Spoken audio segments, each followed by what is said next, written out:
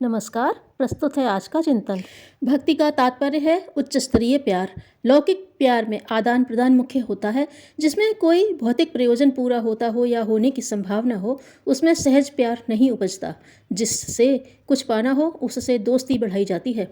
इस बढ़ावे में भेंट उपहारों का अनुनय विनय का सिलसिला चलता है। प्रशंसा के पुल बांधना भी एक विशेष प्रकार की रिश्वत है, जिसमें शिष्टाचार निर्वाह अतिवाद की सीमा तक पहुंच जाता है। अपने को इस रूप में व्यक्ति प्रस्तुत करता है मानो सब ओर से मन हटाकर एक लक्ष्य पर ही केंद्रित किया है। इस आधार पर चमचे, चापलूस एवं चारण अपना काम चलाते हैं और आशा करते हैं कि लाभ दृष्टि से लोकाचार का निर्वाह चलते ही रहना चाहिए। संपन्न और समर्थ लोगों से ऐसा शिष्टाचार बरता भी जाता है। उनकी प्रशंसा में परिचित लोग प्रतिस्पर्धा भी करते हैं और अपनी भक्ति को अधिक ऊंची सिद्ध करने के लिए पंखा झलना, तलवे सहलाना जैसे कृत्य भी करते रहते हैं।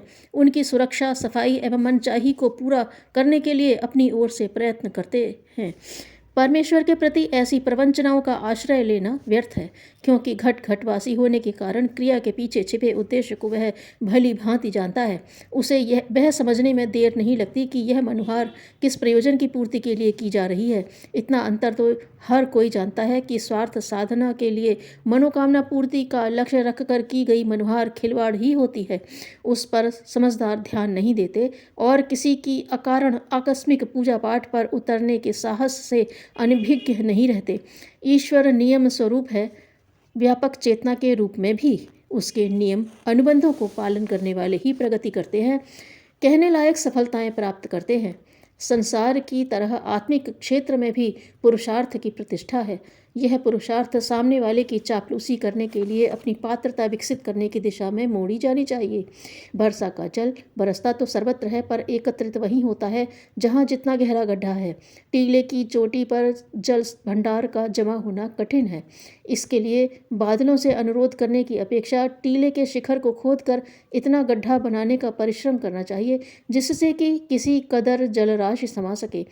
तात्पर्य यह है कि अपने व्यक्तित्व को इतना गहरा करना चाहिए जिससे अपने चिंतन, चरित्र, व्यवहार में उत्कृष्ट आदर्शवादिता की अधिकाधिक मात्रा का समावेश हो सके।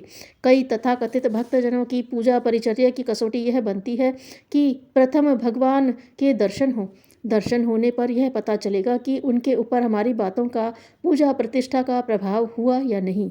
जब एक बार दर्शन हो गए तो समझना चाहिए कि घनिष्ठता पक्की हो गई। अब बार बार भी वैसा होता रह सकता है। तब किसी मौके पर अपनी आकांक्षा का प्रकटीकरण जोर देकर इतने आग्रहपूर्वक भी किया जा सकता है कि उसे पूर्ति के लिए उन्हें बाध्य किया जा सके।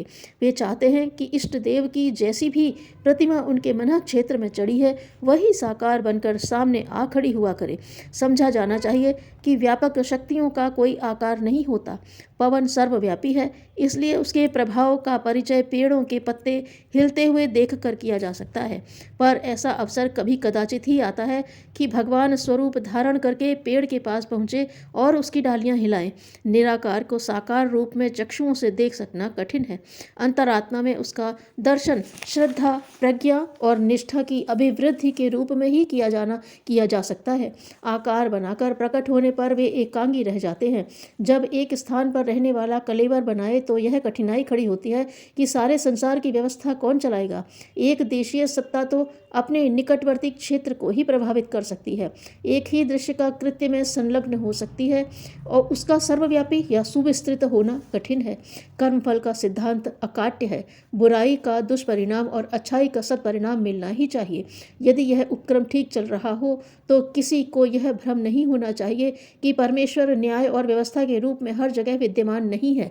उसके अस्तित्व का बोध चर्म चक्षुओं से नहीं वरन उसकी क्रिया पद्धति को देखकर किया जा सकता है। ईश्वर हमारे अनुरोध के अनुसार अपनी कर्मफल व्यवस्था बनाता है, यह सोचना व्यर्थ है। अनेक भक्तजन यदि ऐसी ही खींचतान करते रहे तो उनकी इच्छा का, मर्जी का विधान बनाते रहना पड़ेगा। तब यह संभव न हो सकेगा कि अपने निर्धारित नीति नियमों का परिपालन उसके लिए संभव हो सके। नियमों का व्यतिक्रम चल पड़े तो फिर समझना चाहिए कि सृष्टा को अपने नियम और मर्यादाओं का परित्याग करने के लिए कहा जा रहा है। ऐसी आशा अपेक्षा तो किसी नौकर अथवा चापलूस से ही की जा सकती है। हमें यह आशा नहीं करनी चाहिए कि जो हम कर सकते हैं उसे न करके सीधे भगवान को ही बार बार पुकारें और उसी आधार पर अपनी इच्छित कष्ट कठिनाइयों की पूर्ति कर लिया करें। भक्ति का तात्पर्य है प्यार।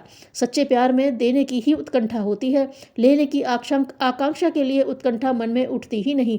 यदि भक्ति सच्ची है तो साधक की एकमात्र इच्छा यही रहती है कि किसी प्रकार भगवान के काम आऊं, किस प्रकार उसके उद्यान में शोभायमान फूल की तरह खिलूं, संस्थापक का गौरव बढ़ाऊं। भक्त की स्वयं की कोई कामना नहीं रही है और न वह जिस तिस मूर्ति के लिए पूजा प्रार्थना ही करते हैं।